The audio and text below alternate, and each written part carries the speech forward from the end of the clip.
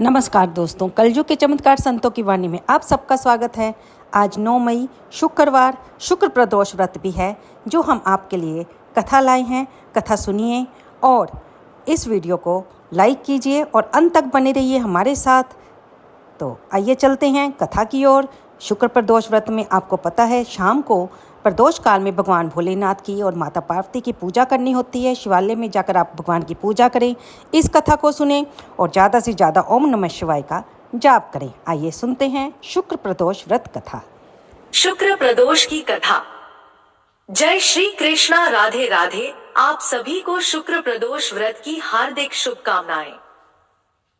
शुक्र प्रदोष व्रत में भगवान शिव और माता पार्वती जी की पूजा की जाती है। मान्यताओं के अनुसार शुक्र प्रदोष व्रत करने से व्रत रखने वाले भक्तों के सभी दोष और पापों का नाश हो जाता है। इस व्रत को करने से सुहागिन महिलाओं का सुहाग सदा अटल रहता है। जो स्त्री पुरुष जिस कामना को लेकर इस व्रत को करते हैं, उनकी सभी कामनाएं कैलाशपति भगवान शंकर जी की कृपा से पूर्ण होती हैं। सूत जी कहते हैं कि त्रयोदशी व्रत करने वाले को 100 गौदान का फल भी प्राप्त होता है।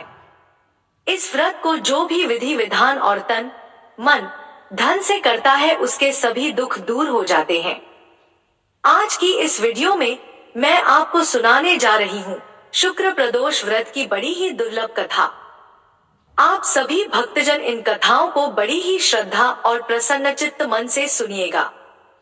एक बार प्रेम से बोलिए भगवान भोलेनाथ की जय।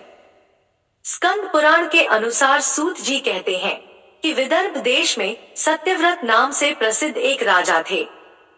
धर्म पूर्वक राज्य करते हुए उनका बहुत सा समय सुखपूर्वक बीत गया। एक समय शाल देश के राजाओं ने विदर्भ देश पर आक्रमण कर दिया। उनके बीच भयंकर युद्ध हुआ। दोनों पक्षों की बहुत सी सेनाएं मारी गई, परंतु अंत में विदर्भ देश के राजा भी उनके हाथों से मारे गए। विदर्भ राज की गर्भवती स्त्री दुखी होकर रात के समय राजभवन से निकलकर वन की ओर चली गई। सुबह होने पर उस रानी ने जलाशय के किनारे एक वृक्ष के नीचे एक सुंदर से पुत्र को जन्म दिया। इसके बाद वह प्यास से व्याकुल होकर जलाशय में पानी पीने गई। इतने में ही एक घड़ियाल ने आकर उसे अपना ग्रास बना लिया। वह बालक पैदा होते ही माता पिता से हीन हो गया। जब वह नवजात शिशु वृक्ष के नीचे पड़ा हुआ जोर जोर से रो रहा था, उसी समय भगवान भोलेनाथ की कृपा से वहां पर एक उमा नाम की ब्राह्मणी पहुंची। वह अपने 1 वर्ष के बालक शुचिव्रत को गोद में लिए हुए थी। वह ब्राह्मणी बहुत ही गरीब और विधवा थी। वह भीख मांगकर अपना गुजारा करती थी। उस बालक को रोते हुए देखकर उसने मन ही मन सोचा कि यह तो बड़ी हैरानी की बात है कि यह नवजात शिशु, जिसकी अभी तक नाल भी नहीं कटी है, यहाँ पर पड़ा हुआ है। इसकी माता का वहां चली गई। जब वह ब्राह्मणी सोच में डूबी हुई थी, उसी समय वहां से एक सन्यासी गुजरे। वह ऐसे जान पड़ते थे मानो साक्षात शंकर भगवान हो। उन श्रेष्ठ भिक्षु ने उस स्त्री से कहा, है ब्राह्मणी, तुम इस बालक की रक्षा करो, इससे तुम्हें परम कल्याण की प्राप्ति होगी। इतना कहकर वह दयालु भिक्षु वहां से चले गए। उनके जाने के बाद ब्राह्मणी ने उस बालक को लेकर अपने घर की ओर प्रस्थान किया। वह ब्राह्मणी एक चक्र नामक नगर में निवास करती थी। ब्राह्मणी ने उस बालक का अपने बेटे के समान ही पालन पोषण किया और उसका नाम धर्मगुप्त रखा। वह भिक्षा के अन्न से ही अपने पुत्र और राजकुमार दोनों को पालने लगी। एक दिन वह ब्राह्मणी उन दोनों बालकों को साथ लेकर भीख मांगती हुई देव मंदिर में चली गई। उस समय वहां पर शांडिल्य मुनि पधारे हुए थे।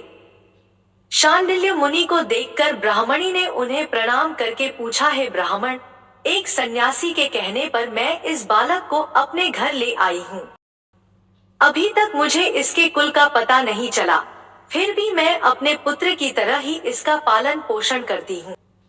आप ज्ञान के नेत्रों से देखकर मुझे बताने की कृपा करें कि यह बालक किस कुल में उत्पन्न हुआ है और इसके माता पिता कौन है, तब मुनिवर बोले, यह विदर्भ देश के राजा का पुत्र है। इतना कहकर शांडिल्य मुनि ने उस बालक के पिता के युद्ध में मारे जाने तथा उसकी माता के ग्रह द्वारा ग्रस्त होने का सब समाचार पूर्ण रूप से बताया। यह सुनकर ब्राह्मणी को और भी आश्चर्य हुआ। फिर उसने प्रश्न किया, है महामुनि, वह राजा सभी भोगों को छोड़कर युद्ध में क्यों मारे गए और इस बालक को यह दृढ़ता कैसे प्राप्त हुई? यह अपने राज्य को कैसे प्राप्त करेगा? यह तो मेरे पुत्र की तरह भिक्षा के अन्न से ही जीवन निर्वाह करता है। इसकी दरिद्रता के निवारण का क्या उपाय है? तब शांडिल्य मुनि बोले, इस राजकुमार के पिता विदर्भराज पूर्व जन्म में पांडे देश के राजा थे। एक दिन प्रदोष काल में राजा बड़ी भक्ति भाव से त्रिलोकीनाथ महादेव जी की आराधना में मग्न थे। उसी समय उनके नगर में बड़ा भारी कोलाहल मचा। उस शोर को सुनकर राजा ने बीच में ही भगवान शंकर की पूजा को छोड़ दिया और राजभवन से बाहर निकल गए। इसी समय राजा का मंत्री शत्रु को पकड़कर उनके समीप ले आया। वह शत्रु पांड्य राज्य का सामंत था। उसे देखते ही राजा ने क्रोध पूर्वक उसका मस्तक कटवा दिया। शिव पूजा को छोड़कर नियम को समाप्त किए बिना ही राजा ने रात में भोजन भी कर लिया। इसी प्रकार राजकुमार भी प्रदोष काल में भगवान शिव की पूजा किए बिना ही भोजन करके सो गया। वही राजा अगले जन्म में विदर्भराज हुआ। शिव पूजा में विघ्न होने के कारण शत्रुओं ने उसके सुख भोग के बीच में ही मार डाला। पूर्व जन्म में जो उसका पुत्र था, इस जन्म में भी राजा का वही पुत्र है।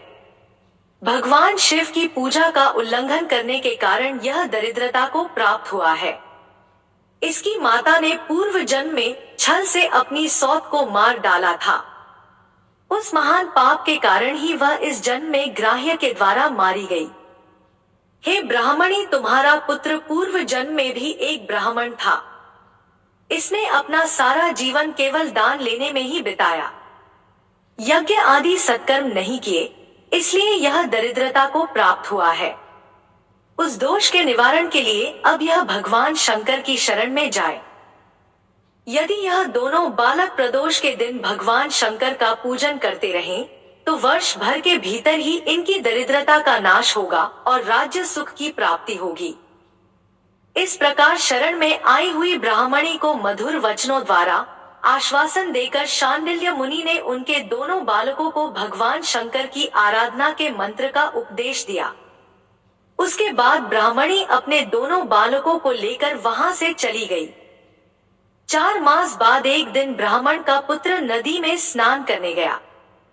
वहां उसे धन से भरा हुआ एक घड़ा मिला, जिसे लेकर वह अपनी माँ के पास गया। माँ धन से भरे हुए घड़े को देखकर खुश हो गई और उसने कहा, इसे अपने भाई के साथ आधा आधा बांट लो। मगर धर्मगुप्त ने इस धन में हिस्सेदारी से मना करते हुए कहा, मैं किसी अन्य के भाग्य का भागी नहीं हो सकता। प्रत्येक व्यक्ति स्वयं के कर्म का फल भोगता है। इस प्रकार प्रसन्नता पूर्वक भगवान शंकर की पूजा करते हुए उन दोनों कुमारों का 1 वर्ष व्यतीत हो गया। एक दिन ब्राह्मण का पुत्र और राजकुमार वन में घूमने गए। मार्ग में उन्होंने देखा कि अनेक गंधर्व कन्याएं आपस में खेल रही थी। ब्राह्मण कुमार वहीं पर रुक गया और राजकुमार से बोला, हमें इससे आगे नहीं जाना चाहिए। यह गंधर्व कन्याएं हैं, किसी को भी अपनी ओर आकर्षित कर सकती हैं। मगर राजकुमार निडर होकर आगे बढ़ता गया। जब मुख्य गंधर्व कन्या ने राजकुमार धर्मगुप्त को देखा, तो वह उसके प्रति आकर्षित हो गई। उसने अपनी सभी सखियों को फूल चुनने के लिए भेज दिया और राजकुमार के पास आने की प्रतीक्षा करने लगी। उसे अकेला देखकर राजकुमार उसके पास गया और उससे बातचीत शुरू की। उसने बताया, मैं विदर्भ देश का राजकुमार हूँ। मेरे माता पिता अब इस संसार में नहीं है और शत्रुओं ने हमारे राज्य पर कब्जा कर लिया है। तब कन्या ने अपना परिचय देते हुए कहा, मैं विदर्भ नामक गंधर्व की पुत्री हूँ। ये सारी चीजें क्यों लाए हो बाप? ये सब तेरे लिए नहीं है, ये रे बच्चे के लिए। मेरे लिए क्या लाए? वो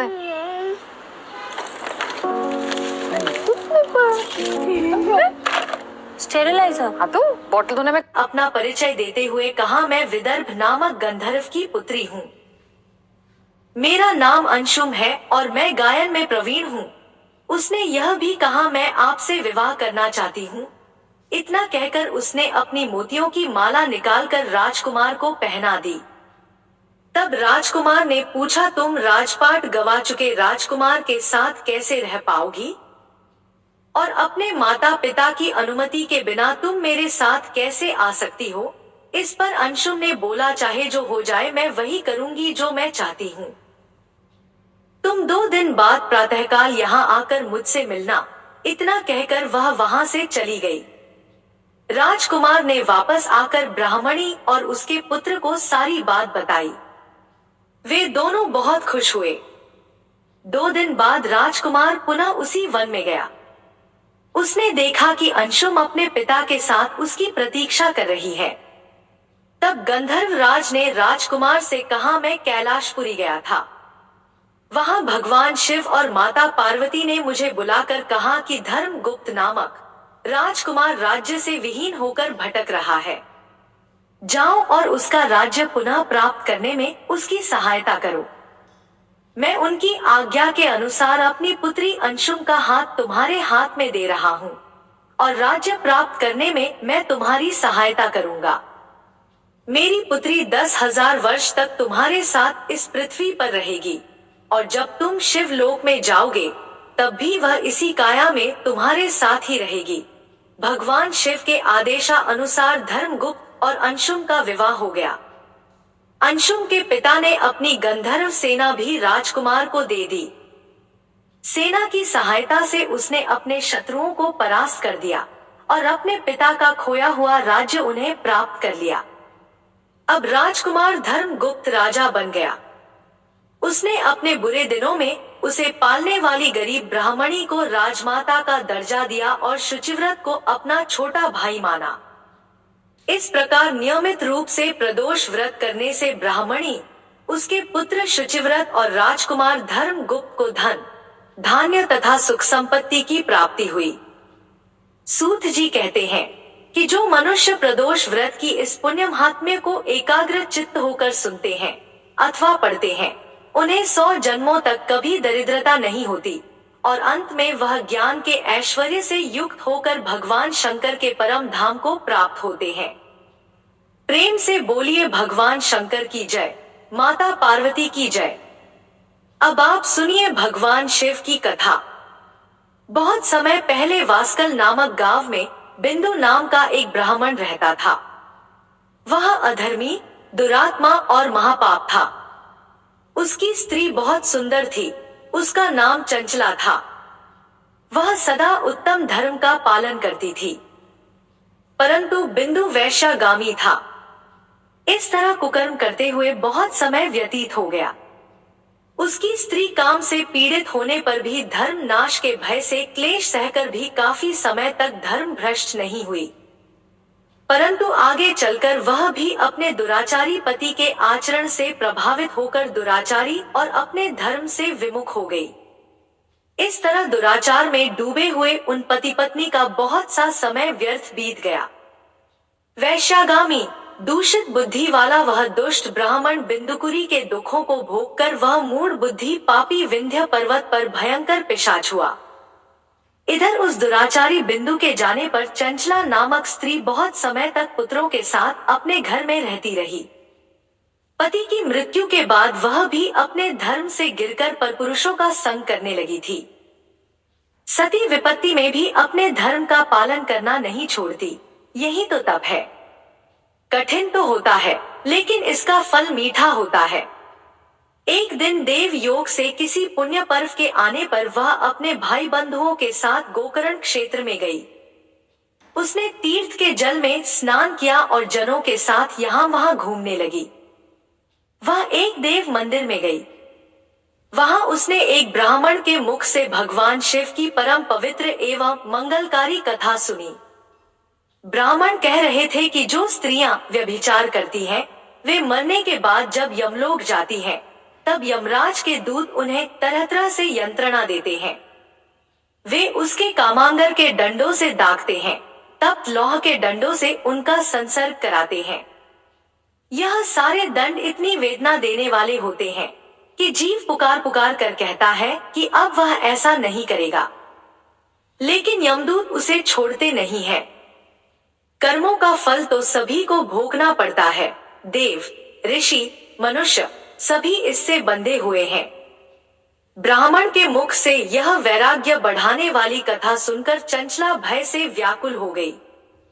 कथा समाप्त होने पर सभी लोग वहां से चले गए।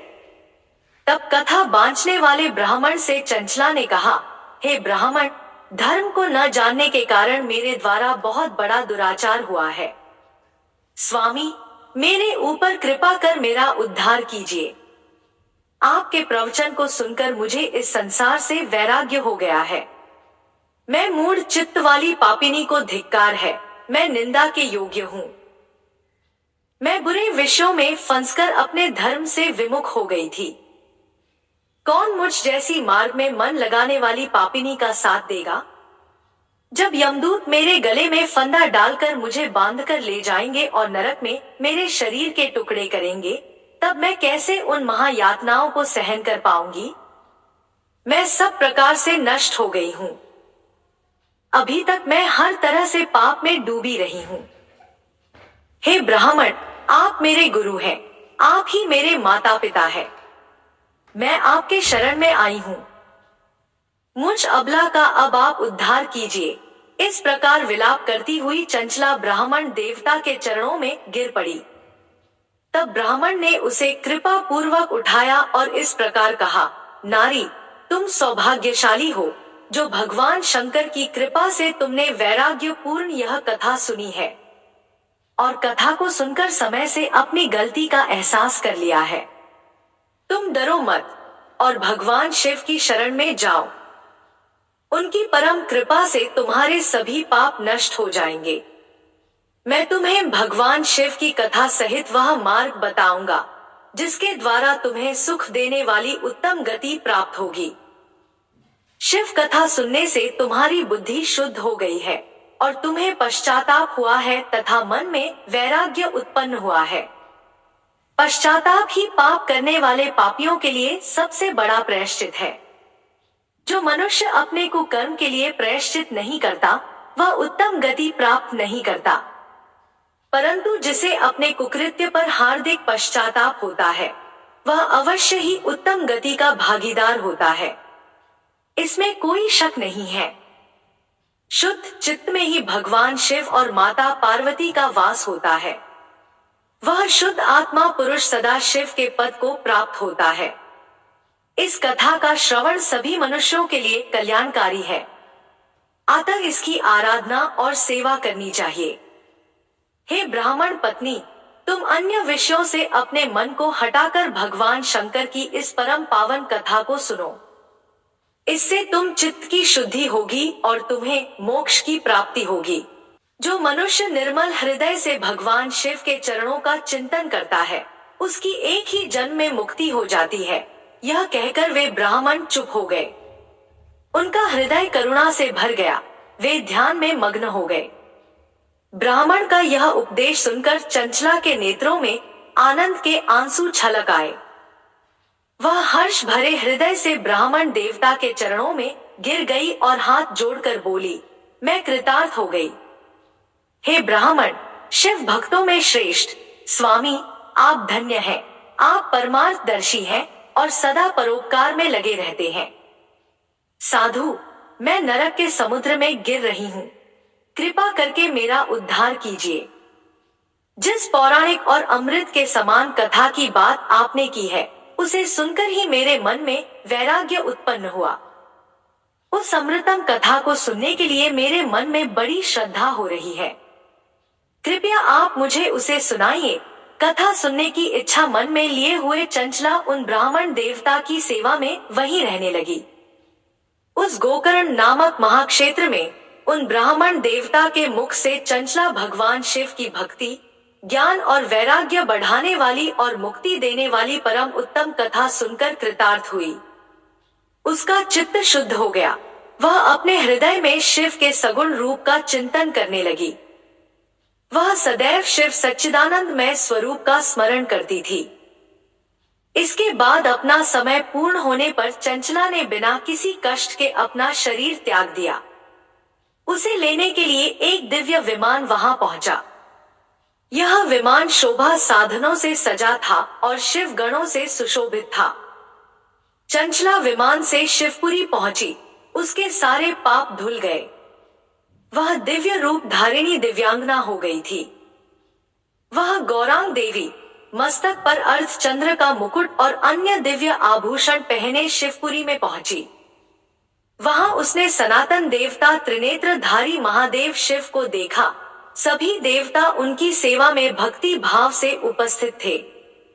उनकी अंग कांति करोड़ों सूर्य के समान प्रकाशित हो रही थी। 5 मुख और हर मुख में 3-3 नेत्र थे। मस्तक पर अर्धचंद्र आकार मुकुट शोभायमान हो रहा था।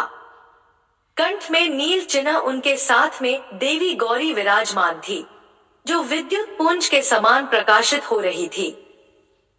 महादेव जी की कांति कपूर के समान गौर थी। उनके शरीर पर श्वेत वस्त्र थे तथा शरीर श्वेत भस्म से युक्त था। इस प्रकार भगवान शिव के परम उज्ज्वल रूप के दर्शन कर चंचला बहुत प्रसन्न हुई। उसने भगवान को बारंबार प्रणाम किया और हाथ जोड़कर प्रेम, आनंद और संतोष से युक्त होकर विनीत भाव से खड़ी हो गई। उसके नेत्रों से आनंद के आंसुओं की धारा बहने लगी। भगवान शंकर और भगवती गौरी उमा ने करुणा के साथ सौम्य दृष्टि से देखकर चंचला को अपने पास बुलाया। गौरी उमा ने उसे प्रेम पूर्वक अपनी सखी बना लिया। चंचला सुख पूर्वक भगवान शिव के धाम में उमा देवी की सखी के रूप में निवास करने लगी।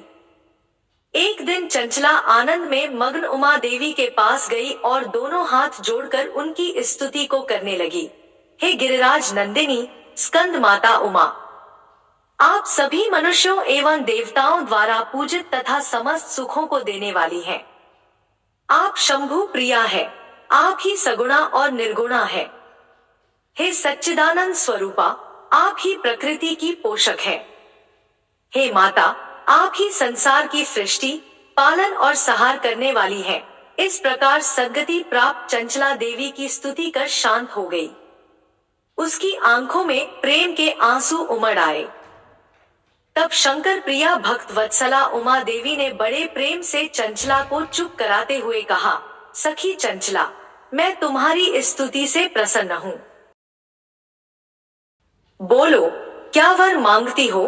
तब चंचला बोली, हे गिरिराज कुमारी, मेरे पति बिंदु इस समय का उनकी स्थिति कैसी है? मुझे बताइए और कुछ उपाय कीजिए ताकि हम फिर से मिल सके।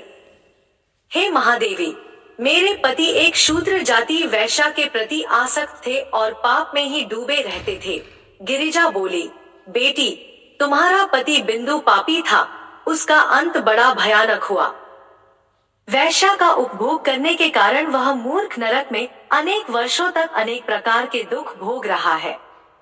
अब शेष पाप को भोगने के लिए वंद्य पर्वत पर पिशाच की योनि में रह रहा है और वह दुष्ट वही वायु पीकर रहता है और सब प्रकार के कष्ट सहता है। गौरी देवी की यह बात सुनकर चंचला अत्यंत दुखी हो गई। फिर मन को किसी तरह स्थिर करती हुई दुखी हृदय से मां गौरी से उसने एक बार फिर पूछा, हे महादेवी, मुझ पर कृपा कीजिए और मेरे पापी पति का अब उद्धार कीजिए। कृपा करके मुझे वह उपाय बताइए जिससे मेरे पति को उत्तम गति प्राप्त हो सके। गौरी देवी ने कहा, यदि तुम्हारा पति भगवान शिव की पुण्यम उत्तम कथा सुने तो वह इस दुर्गति को पार करके उत्तम गति का भागी हो सकता है। अमृत के समान मधुर गौरी देवी के यह वचन सुनकर चंचला ने दोनों हाथ जोड़कर मस्तक झुकाकर उन्हें बार बार प्रणाम किया और प्रार्थना की कि मेरे पति को भगवान शिव की कथा सुनाने की व्यवस्था कीजिए। ब्राह्मण पत्नी चंचला के बार बार प्रार्थना करने पर शिवप्रिया गौरी देवी ने भगवान शिव की महिमा का गान करने वाले गंधर्व राज तुमरो को बुलाकर कहा, तुमरो, तुम्हारी भगवान शिव में प्रीति है। तुम मेरे मन की सभी बातें जानकर मेरे कार्यों को सिद्ध करते हो, तो मेरी इस सखी के साथ वंद पर्वत पर जाओ। वहां एक महाघोर और भयंकर पिशाच रहता है। पूर्व जन्म में वह पिशाच बिंदुकुरी हो गया था। वह स्नान, संध्या आदि नित्य कर्म छोड़कर अपवित्र रहने लगा। क्रोध के कारण उसकी बुद्धि भ्रष्ट हो गई थी। दर्जनों से उसकी मित्रता तथा सज्जनों से द्वेष बढ़ गया था। वह अस्त्र शस्त्र से हिंसा करता, लोगों को सताता और उनके घरों में आग लगा देता था। चांडाल से दोस्ती करता और वह रोज वैश्या के पास जाता था। पत्नी को त्याग कर दुष्ट लोगों से दोस्ती कर उन्हीं के संपर्क में रहता था। वह मृत्यु तक दुराचार में फंसा रहा। मृत्यु के बाद उसे पापियों के भोग स्थान यमपुरी में ले गए। वहां घोर नरकों को सहकर इस समय वह विंध्य पर्वत पर पिशाच बनकर रह रहा है और पापों का फल भोग रहा है। तुम उसके सामने परम पुण्यम पापों का नाश करने वाली भगवान शिव की दिव्य कथा का प्रवचन करो। इस कथा के सुनने से उसका हृदय सभी पापों से मुक्त होकर शुद्ध हो जाएगा और वह प्रेत योनि से मुक्त हो जाएगा। दुर्गति से मुक्त होने पर उस बिंदु नामक पिशाच को तुम विमान पर बिठाकर भगवान शिव के पास ले आना। माँ उमा का आदेश पाकर गंधर्व राज तुमर प्रसन्नता पूर्वक अपने भाग्य की सराहना करते हुए चंचला को साथ लेकर विमान से पिशाच के निवास स्थान विंध्य पर्वत पर गया। वहां पहुंचकर उसने विशाल आकृति वाले पिशाच को देखा। उसका शरीर विशाल था, उसकी ठोड़ी बड़ी थी। वह कभी हंसता, कभी रोता, कभी उछलता था। महाबली तुमर ने बिंदुकुरी के पश्चात तुमर ने कथा वाचन के लिए स्थान तलाश कर मंडप की रचना की। शीघ्र ही इस बात का पता लोगों को चल गया कि एक पिशाच के उद्धार हेतु देवी पार्वती की आज्ञा से तुमर भगवान शिव की कथा सुनाने वंद पर्वत पर आया है। उस कथा को सुनने के लोभ से बहुत से देवर्ष वहां पहुंच गए। सभी को आदर पूर्वक स्थान दिया गया। पिशाच बिंदु को आसन पर बिठाया गया और तब तुमर ने परम उत्तम भगवान शिव की अमृत कथा का गान शुरू किया, जिससे सभी श्रोता कृतार्थ हो गए। परम पुण्यम कथा को सुनकर पिशाच सभी पापों से मुक्त हो गया और उसने पिशाच शरीर का त्याग कर दिया। शीघ्र ही उसका रूप दिव्य हो गया। उसका शरीर गौर वर्ण का हो गया। शरीर पर श्वेत वस्त्र एवं पुरुषों के आभूषण आ गए। इस प्रकार दिव्य देहधारी होकर बिंदु अपनी पत्नी चंचला के साथ स्वयं भी भगवान शिव का गुणगान करने लगा।